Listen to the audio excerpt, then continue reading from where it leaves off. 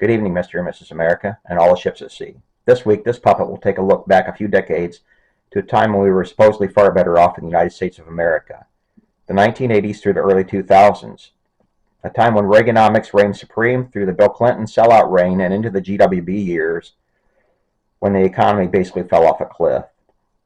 You know, that period when Reagan, Clinton, and Bush's pretty much ruined America. Yes. Now, I know that some in my audience are going to say, whoa, hold on, Reagan was the best U.S. president in my lifetime. Yes, there are actually so many who hold that exact point of view.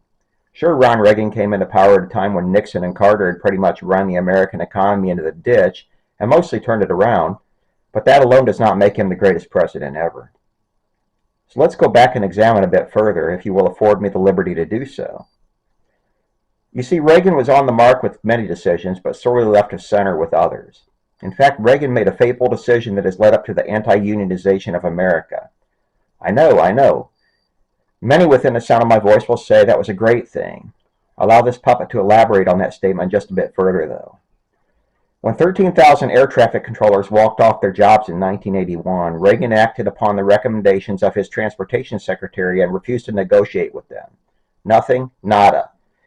He staunchly refused to entertain any complaints or grievances from the disgruntled workers. Instead, he promptly fired them, and the rest is unfortunate history.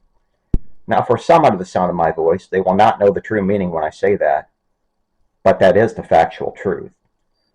For so many decades, we all heard 24/7 how labor unions were evil, the devil, corrupt, and anti-capitalism in practice. They were the antithesis of everything that the American economy needed to grow and thrive. And we all bought it hook, line, and sinker. I will not say it was totally unfounded considering the history of some very corrupt American labor unions. However, it must also be noted that the true effects of their eradication has had on the United States. What we have at the present time are widespread EEOC violations, with no real means of fighting them in overly packed judicial schedules, and companies and corporations treating American workers like this is China and they are serfs, which is exactly what the corporate overlords have asked their paid lapdogs for and received in kind. Remember the economic collapse of 2008? Largely brought on by the deregulation of financial institutions that Reagan signed into law during his reign. During Reagan's reign, we also have the beginning of the modern military-industrial complex, things that would only be exacerbated during regimes to follow. I could go on, but the length of this video will not permit it.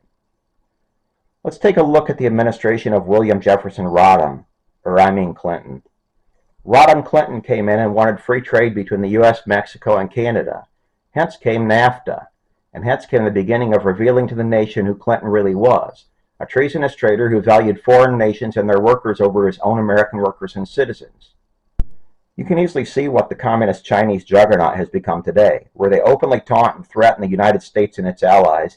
That all started under Bill Rodham. Yep, he pushed for and got past China's temporary entry into the World Trade Organization.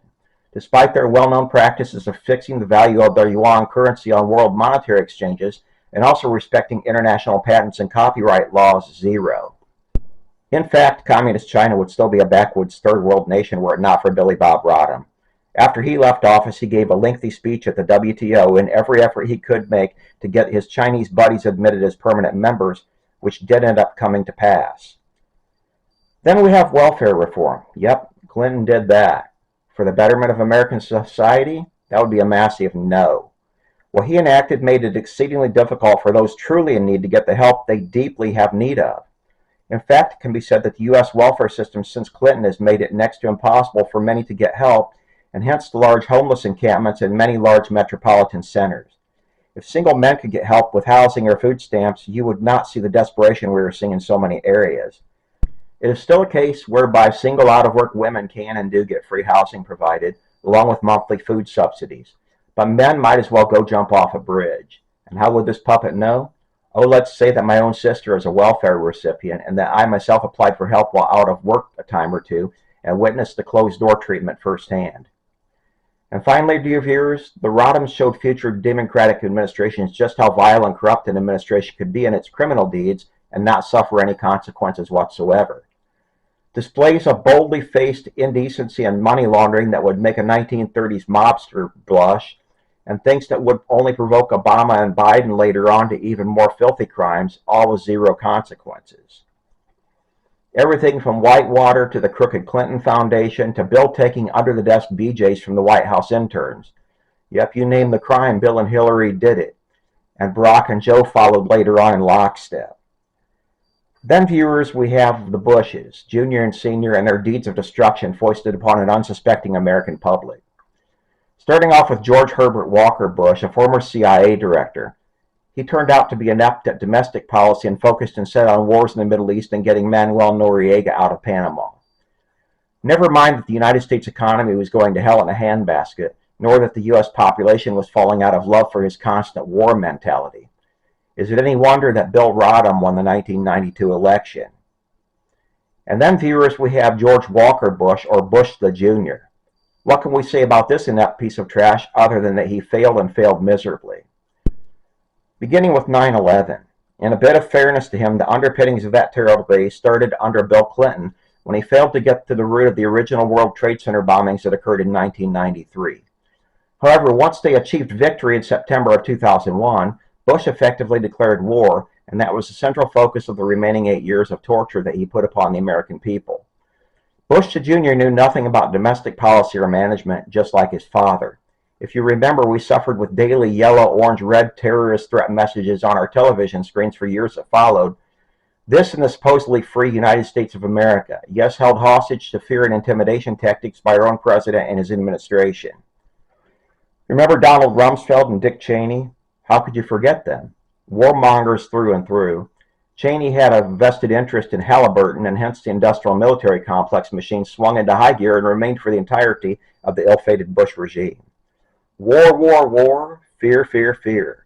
That was the lasting message during the Bush Jr. years, and it got very old very fast. But my viewers, I have not even yet gone over the most egregious act of Bush Jr.